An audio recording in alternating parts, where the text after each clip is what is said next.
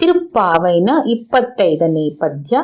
ஒருத்தி மகனாய் பிறந்து ஓரிரவில் ஒருத்தி மகனாய் ஒளித்து வளர தரக்கினெல்லாங்கித்து திங்கு நினத்தைத கரத்தை பிழ்பித்தும் கஞ்சன் வழித்திருள்ளர் ನೆರಪೆನ್ನ ನಿನ್ನ ನಡುಮಾಲೆ ಉನ್ನೈ ಅರುತ್ತಿತ್ತು ವಂದೋಂ ಪರೈತರುದಿಯಾಗಿಲ್ ತಿರತ್ತಿಕ್ಕು ಶೆಲ್ವಮುನ್ ಶೇವಗಮುನ್ ಯಾಮ್ ಪಾಡಿ ವರತ್ತುಮುನ್ ತೀಂದ ಮಗಿಂದೇಳೋ ರೆಂಭಾವಾಯ್.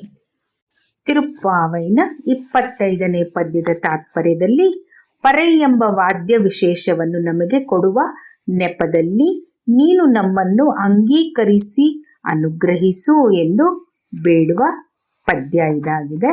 ಮತ್ತೆ ಈ ಪದ್ಯದಲ್ಲಿ ಒಳ ಅರ್ಥಗಳು ಜಾಸ್ತಿ ಇದೆ. ಭಗವಂತನ ಅವತಾರ ರಹಸ್ಯ ತಿಳಿಯುವುದು ಒಂದು ಮೋಕ್ಷಕ್ಕೆ ದಾರಿ, ಒಂದು ಯೋಗ ಅಂತ ಭಗವಂತ ಹೇಳ್ತಾನೆ.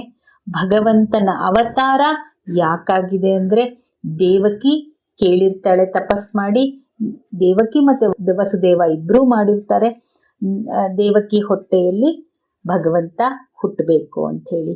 ಹಾಗೆ ಯಶೋದೆ ತಪಸ್ ಮಾಡಿರ್ತಾಳೆ, ನಾನು ನಿನ್ನ ಆ ಮಗುವಿನ ಜೊತೆ, ಆ ಭಗವಂತನ ಮಗು ರೂಪದಲ್ಲಿ ನಾನು ಆಟ ಆಡಬೇಕು, ಮಗುನ ನಾನು ಸಾಕಬೇಕು, ನೋಡಬೇಕು ಅಂತ ಬೇಡ್ಕೊಂಡು ತಪಸ್ ಮಾಡಿರ್ತಾಳೆ.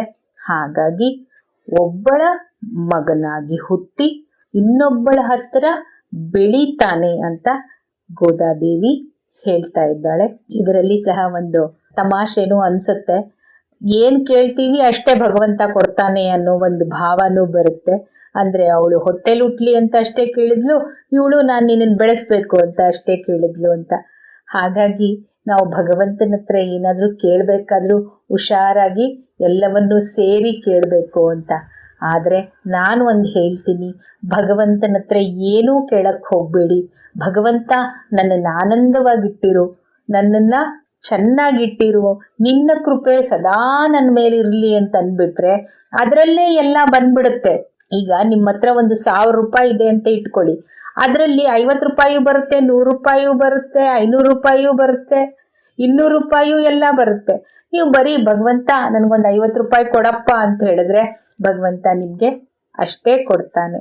ಹಾಗಾಗಿ ಏನಾದರೂ ಒಂದು ಕೇಳಬೇಕಾದ್ರೂ ಅದನ್ನು ಎಷ್ಟು ಚೆನ್ನಾಗಿ ಕೇಳಬೇಕು ಅಂತ ಹೇಳಿ ಗೋದಾದೇವಿ ಮೊದಲೇ ಹೇಳ್ಕೊಂಡು ಬಂದ್ಲು, ನಾವು ಮಾತಾಡಿದ್ರೆ ಅಷ್ಟು ಚೆನ್ನಾಗಿರ್ಬೇಕು ಅಂತ ಹೇಳಿ.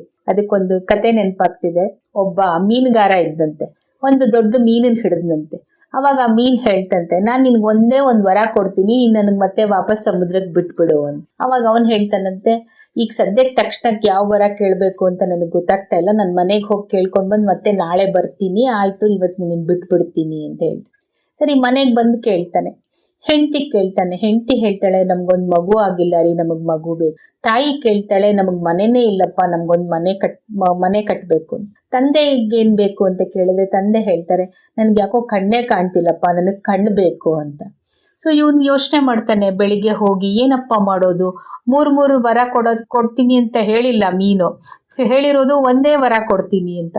ಆವಾಗ ಅವನು ಎಲ್ಲ ಸೇರಿಸಿ ಒಂದು ಯೋಚನೆ ಮಾಡಿ ಒಂದು ಸೆಂಟೆನ್ಸಲ್ಲಿ ಹೇಳ್ತಾನೆ, 4 ಉಪ್ಪರಿಗೆಯ ಮೇಲೆ ನನ್ನ ತಂದೆ ನಿಂತು ಕೆಳಗೆ ತೊಟ್ಟಿಲಲ್ಲಿ ಆಡುತ್ತಿರುವ ಮಗುವಿನ ಜೊತೆ ನನ್ನ ತಾಯಿ, ನಾನು, ನನ್ನ ಹೆಂಡತಿ ಇರುವ ಥರ ನನಗೆ ವರವನ್ನ ಕೊಡು ಅಂತ ಕೇಳ್ತಾನೆ.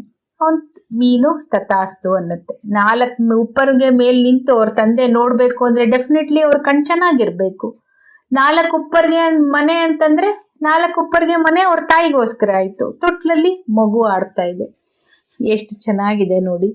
ಈ ಥರ ನಾವು ಭಗವಂತನಲ್ಲಿ ಏನು ಬೇಡಬೇಕು ಅನ್ನೋದು ನಮಗೆ ಗೊತ್ತಾಗಲ್ಲ. ಹಾಗೆ ಭಗವಂತ ಅವತಾರ ಎತ್ತು ಎಲ್ಲಿ ಕಂಸ ಅವನನ್ನು ಸಾಯಿಸ್ಬಿಡ್ತಾನೋ ಅಂತ ಭಯವಾಗಿ ಆ ಕಾಳ ರಾತ್ರಿಯಲ್ಲಿ, ಅದ್ಭುತವಾದ ರಾತ್ರಿಯಲ್ಲಿ ಅವನು ಬಂದು ಯಶೋದೆ ಮಡಲನ್ನು ಸೇರ್ಕೊಳ್ತಾನೆ. ಅಂದರೆ ಭಗವಂತನಿಗೆ ಭಯ ಇದೆ ಅಂತಲ್ಲ, ಹೆಂಗೆ ಕಂಸನ ಹೊಟ್ಟೆಯಲ್ಲಿ ಆ ಕಿಚ್ಚಿತ್ತಲ್ಲ, ಆ ಕಿಚ್ಚು ನಮ್ಮೊಳಗೂ ಇರುತ್ತೆ.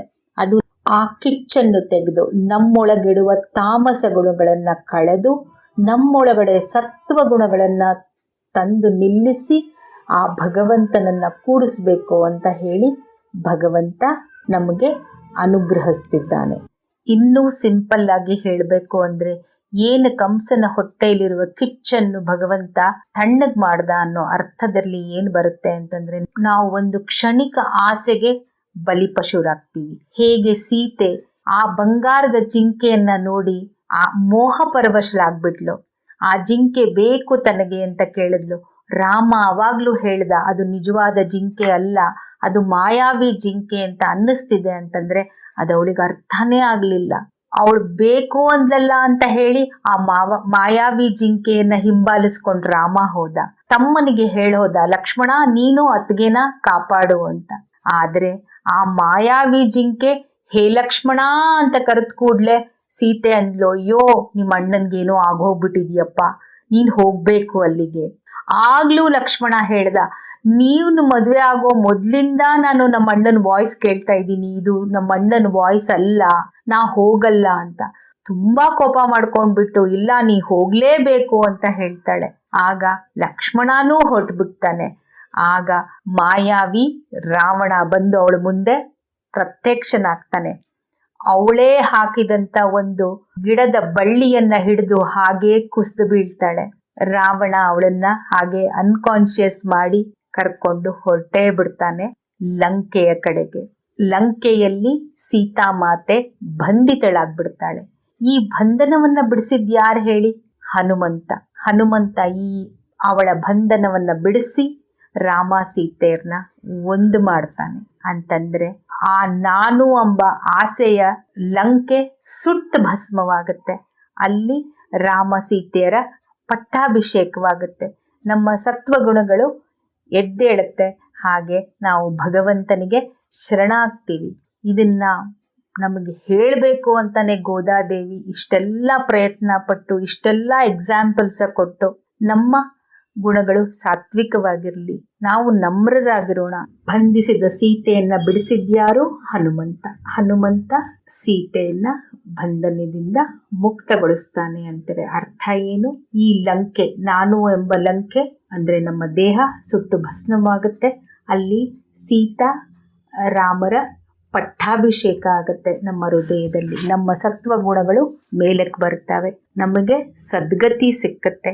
ಭಗವಂತನ ಪೂರ್ಣ ಕೃಪೆ ಸಿಕ್ಕತ್ತೆ. ಅಂತ ಪೂರ್ಣ ಕೃಪೆ ಎಲ್ಲರಿಗೂ ಸಿಕ್ಲಿ ಅಂತ ಗೋದಾದೇವಿ ಈ ಪದ್ಯದಲ್ಲಿ ಹೇಳ್ತಾ ಇದ್ದಾಳೆ. ಇಂಥ ಆಶೀರ್ವಾದ ಹಾಗೆ ನಮ್ಮ ಹೃದಯದಲ್ಲಿ ಬೆಳಗುತ್ತಿರುವ ಜ್ಯೋತಿ ಸದಾಕಾಲ ಬೆಳಗ್ತಾ ಇರಲಿ ಅಂತ ಹೇಳ್ತಾ ಈ ಪದ್ಯದ ತಾತ್ಪರ್ಯವನ್ನ ಮುಗಿಸ್ತಾ ಇದ್ದೀನಿ. ಆಂಡಾಳ್ ತಿರುವಳಿಗಡೆ ಶರಣಂ. ಜೈ ಶ್ರೀಮನ್ನಾರಾಯಣ.